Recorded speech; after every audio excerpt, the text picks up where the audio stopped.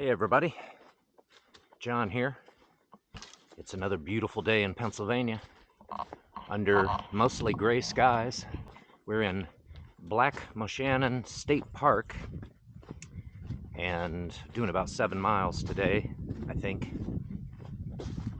And I've already got about 1.2 miles behind me on the ski slope trail marked by red blazes. I started near Black Moshannon Creek, which I'll show you later on when we come back around to it, and went uphill, which was pretty moderate.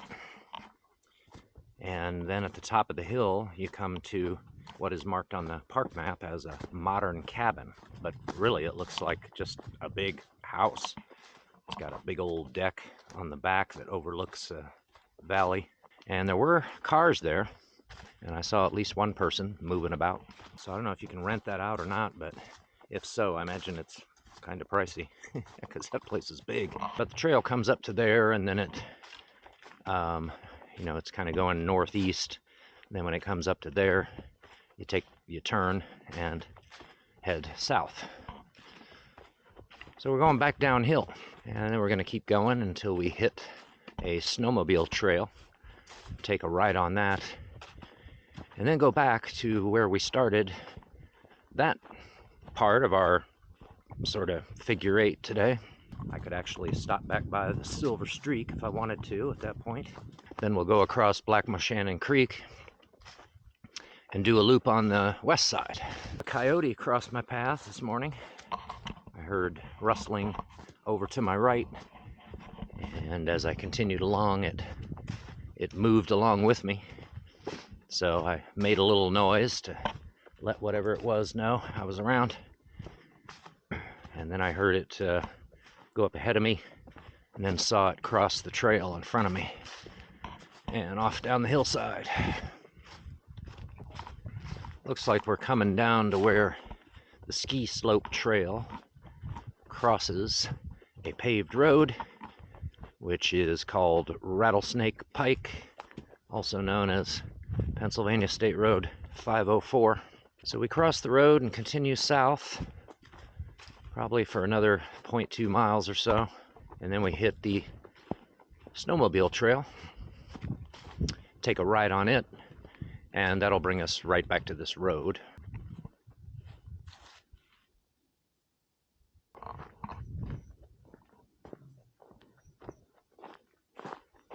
Okay, 0.4 miles to the snowmobile trail.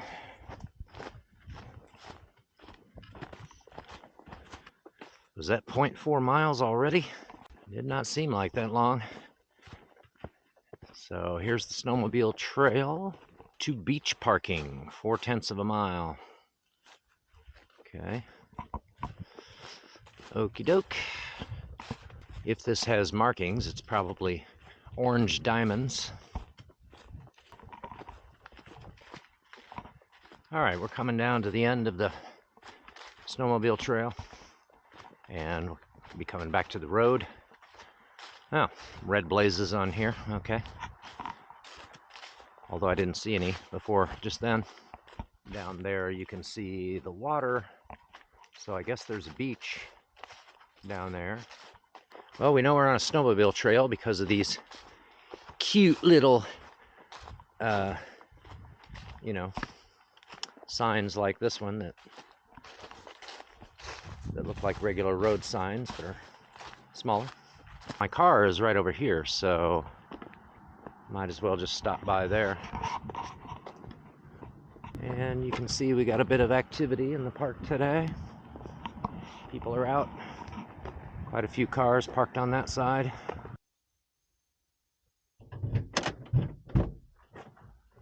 So that's 3.1 miles of hiking behind us. When I got here a couple hours ago or less, I was the only one parked in this spot, but now I see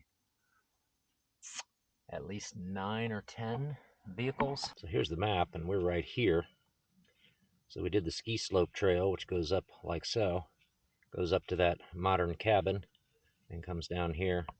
We cross the road, then the snowmobile trail back to here. So for the second part, we're going to cross the road, then we're going to go down the west side road along the shore of Black Moshannon Lake. So it looks like the dam is up here. So it looks like Black Moshannon Creek flows this way, comes into the lake from the south down here, and then Smay's Run also gets sort of flooded back here by the dam. And yeah, so we're gonna take the west side road down here to the Bog Trail. It's supposed to be a good picture spot there. I guess we'll find out, right? Then the Moshannon Trail up this way to the Indian Trail, and then the Hay Road Trail up like so, and then do the Sleepy Hollow Trail and come around like this and back to the car. So if that loop that we did really was 3.1 miles, and I'll tell you, it sure didn't seem like it because it only took me maybe an hour and 5 minutes to do. But if that really was about 3 miles, then it looks like our whole tour today is maybe 10-ish. All right, well, let's go across the, I want to cross the bridge right there and continue on.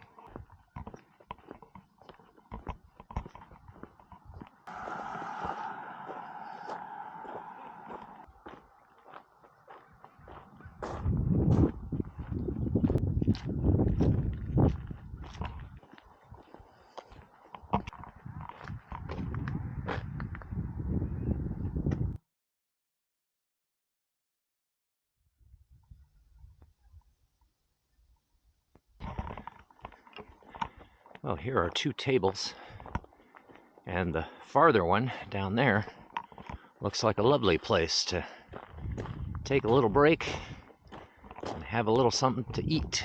Mooring Area 2.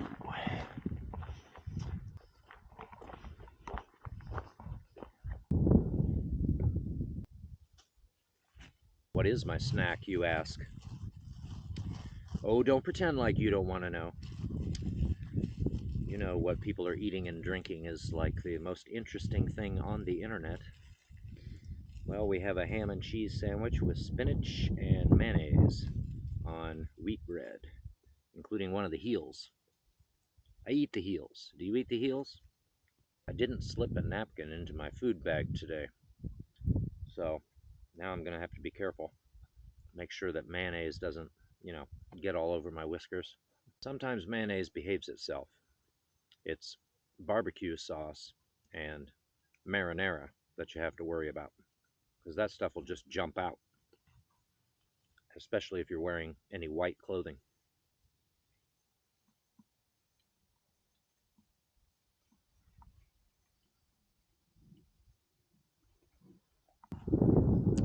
Okay, ready to move on.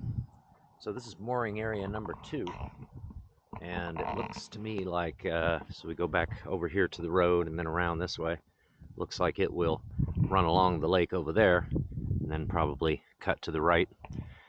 When we get down to mooring area number 3, that's where we should see the Bog Trail.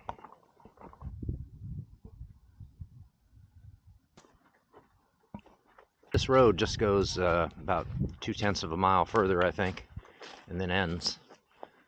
And the Bog Trail should come up to the end of it. And I expect the Bog Trail is right over here someplace. Bog Trail. Okay, to Observation Deck and Moshannon Trail. Just a quarter mile.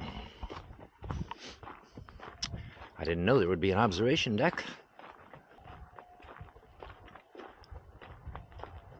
I definitely hear some howling in this direction and barking. Hunting dogs? Maybe. Okay, we got a boardwalk. Cool.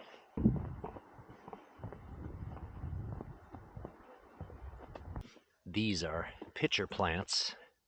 So they are insect-eating plants.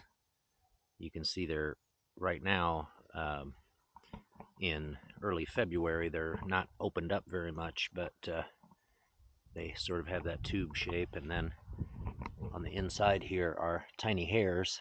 So when an insect flies in there, the tiny hairs pointing downward help prevent it from crawling out. And then the plant will eat the insect. Yum.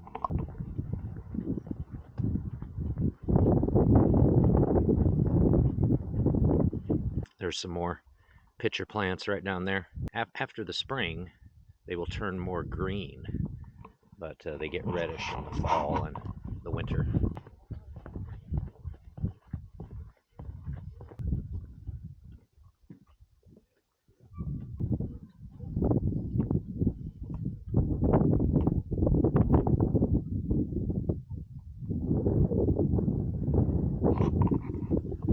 Well, a little change in plan.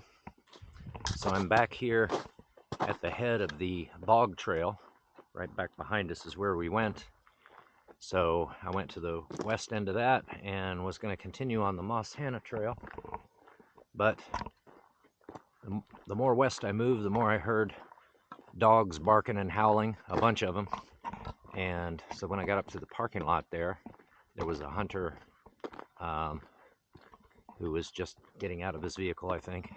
And I asked him, is there hunting going on over there? He said, yeah, that there were 5 or 6 hunters out there, and that they were not far down and not far off the Moshannon Trail. So I really didn't want to, I mean, if nothing else, I don't want to listen to all that barking. So decided to take an alternate route, or doubling back. I walked along the road to come back, to the east end of the Bog Trail. And we should find the Hay Road Trail here on our left. So here is the Hay Road Trail, which we were going to pick up, 0.4 miles down via the Indian Trail. But we're just skipping that portion and going right up the Hay Road Trail. Now the whole thing should be 1.1 miles. It says a mile to the cabin area, and then we want to continue on to take another loop north after we cross Route 504 again. Looks like we get yellow blazes here. And maybe now we'll start to get away from, we'll have a little more solitude, get away from the activity in the park. A lot of people down there near the Bog Trail, walking it or walking along the road, walking their dogs, one person on a bike, cars occasionally. So basically just more activity than we would usually prefer on these outings, right? Here's where we meet the Indian Trail, which goes left, and it should go down there and hit the Moshannon Trail. So we were going to come from that direction, but we still hear lots of the hunting dogs barking over there. And as we continue north, we should get farther away from them.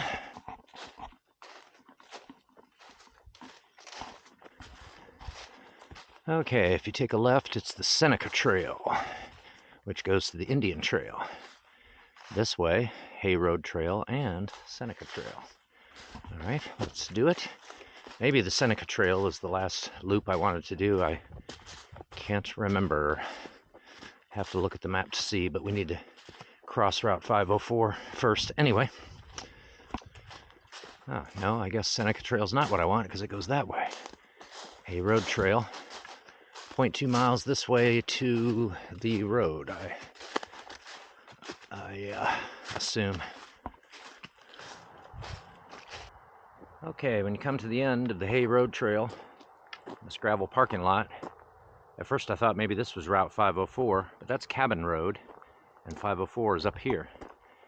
And we should find a trail right across the road someplace, going that way, that will then take us to our last loop. And I've already forgotten the name of our last trail. It's not Seneca, but I think it's Sleepy Hollow. Is that it? I think it's Sleepy Hollow Trail. So let's see, where is our trail? The map pretty well showed it right across the road. So maybe it's down here just a bit. Not looking terribly promising, but Maybe we should have gone down the road the other way. Doesn't seem like it should be this far down. I don't see any sign of a trailhead. I guess we'll go back this way. Now we have to go uphill. Now I just saw a couple walking their dogs going across the road that way. So they were coming from somewhere. So maybe the trail we want is down here. On the map, it's not marked by name, but it looks like it might be a short snowmobile trail that then takes us to the Sleepy Hollow Trail. Okay, we're pretty much, the park boundary is pretty much right here. So tucked away right here is a little trail, and as you can see, it is a snowmobile trail. So here's what we want. So to the right of us is the park. Not far to the left is private land. So you see an orange diamond there. Orange diamond on this tree.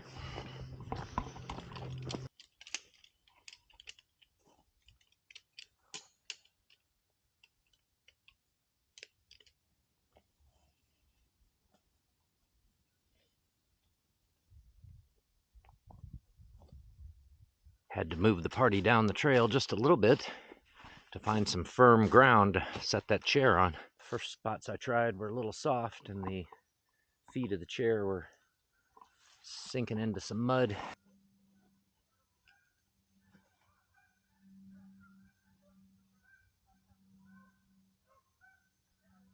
Behind me, at first it sounds like maybe more hunting dogs, but it's Canadian geese.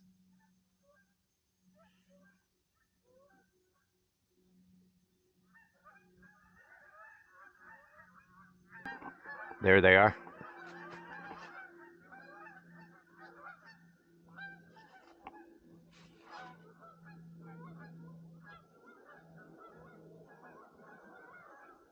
They're headed generally southward, a little bit westward. And then some sort of mechanical bird there somewhere. For a hot beverage today, we're going to try something a little different. Now, you know I got some coffee with me, right? But we're going to try... So Element has some chocolate flavors, and this is chocolate salt. I think there's also a chocolate mint and a chocolate raspberry. I've got at least one of each of those too. I've had the chocolate salt just in cold water, and it's actually pretty tasty. You know, I wouldn't think that chocolate plus salt plus cold water would make something you'd want to put in your mouth. But it's not bad. But I was thinking, why don't we try this as a hot beverage and see how that tastes? And then if it's not that great, we can also, we got a little hot cocoa mix here with the mini marshmallows, and we can either just drink that instead or maybe even try them together.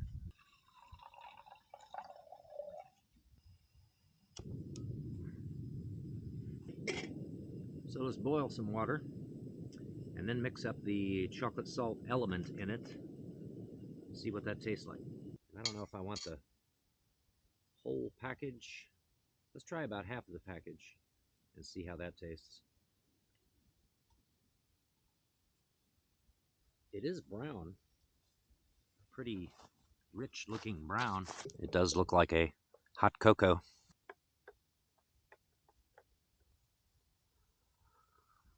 Well, you definitely get the salt flavor, but once you get past that, it does taste sort of hot cocoa-y. It's not bad. Although, as soon as I swallow, I feel like, you know, I'm craving just a little sweet flavor, you know? And of course, Element doesn't have any sugar in it, so interesting. But I think you could certainly, I bet when we mix it with the hot cocoa, then we really got something. Yeah, so I filled this cup to the little line on the inside, and that, I believe, is 8 ounces. And then half a packet of the Element. And it's pretty flavorful. I think a full packet maybe would have been kind of overpowering. If you look to the west and the southwest, you see some ominous skies. The clouds are getting darker, and in anticipation of possible rain today, possible downpour, I brought along a tarp and some bungee cords and said, maybe I'll just construct myself a really quick shelter. So, looks like I could sit under there, and as long as the rain is not blowing in from this side, that should certainly help, right? If it does start raining, we may actually use this thing. So notice what you can improvise quickly with bungee cords. There's one. Okay. Bungee over here, just around this tree, and the bungee cord hooked to itself, one going through the loop and the other end hooked to this end.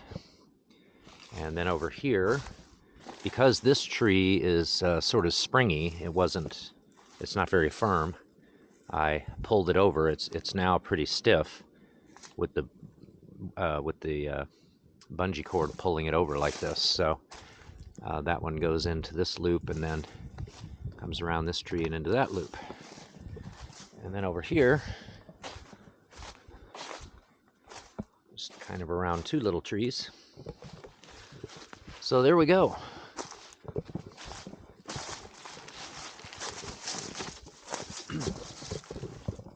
Got ourselves a quick, cool little shelter. And so I'm going to bring my chair under here just to see what it's like sitting under here. And I'll probably hang out under it for about 40 minutes until I decide it's not going to rain after all, and pack everything up, and we head on down the trail and then get caught in a downpour.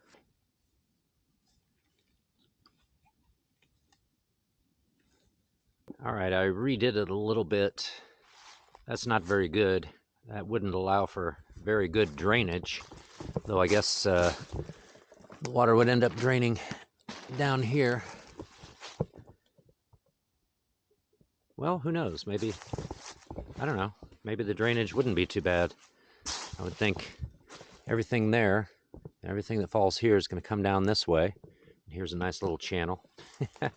And then it'll go out here. But I wanted to lower this side just a little bit and raise this other side because the wind seems to be coming from that way. So the way I had it, this was just billowing, and if rain was actually blowing from there, then it was pointing up in exactly the wrong direction.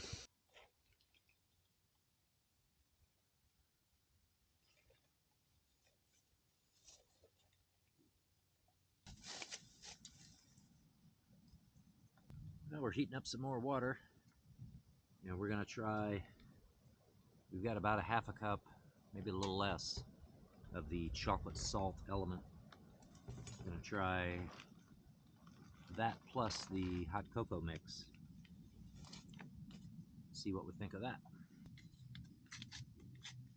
And I don't know if I want to use the whole packet of this either. Maybe just half of it.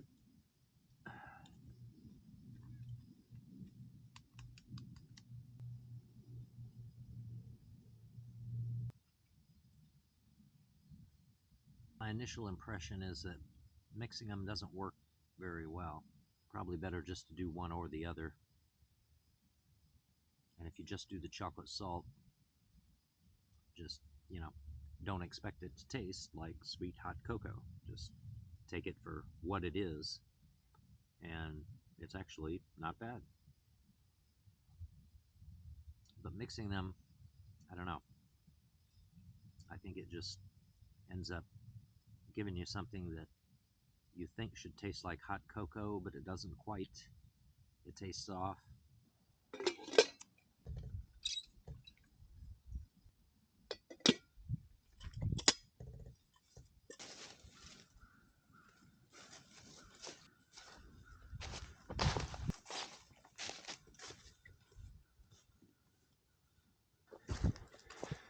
Well, we did indeed spend, I'd say, at least a half hour hanging around there with the tarp shelter setup. Not a drop of rain, So, moving on. The skies don't look much different. So, you know, I guess we'll go down the trail a little farther and then get caught in a downpour, right? Sleepy Hollow Trail, this away. When we finish this trail, we come to a road, which is a campground road, I think. Follow that to the end, and that'll be back down at Route 504 where that bridge is across Black Moshannon Creek. Then the Silver Streak is waiting for us on the other side of the bridge.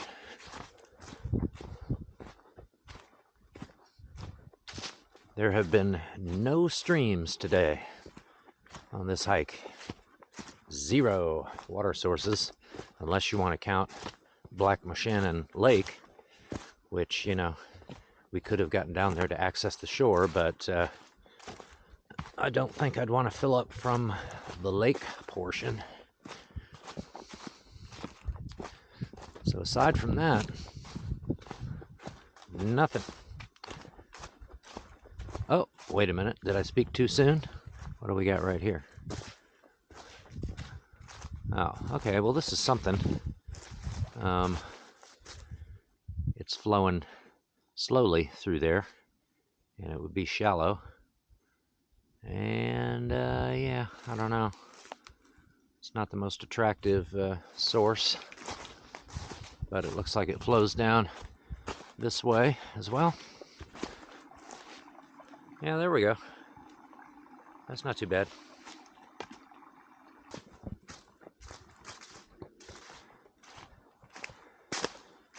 This is the end of the Sleepy Hollow Trail. We want to take this road and then follow it back to 504. So here's this little stream.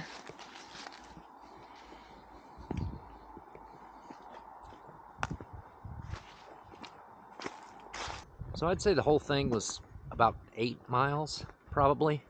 That is, if we can believe that the first part, the ski slope trail, really is 3.1 miles. Didn't seem like it to me, but if it was, then I imagine we did 5-ish over here on the west side of the lake. We did not get caught in the rain, though I was prepared for it. I got my rain jacket, which is strapped to the back of the pack. I got an umbrella in the pack, and I had the tarp. I was ready, but it looks like we may make it out of here before the rain comes. It's definitely threatening. So I guess I'll sign off at this point. Thanks for joining me today, and we'll see you on the next adventure.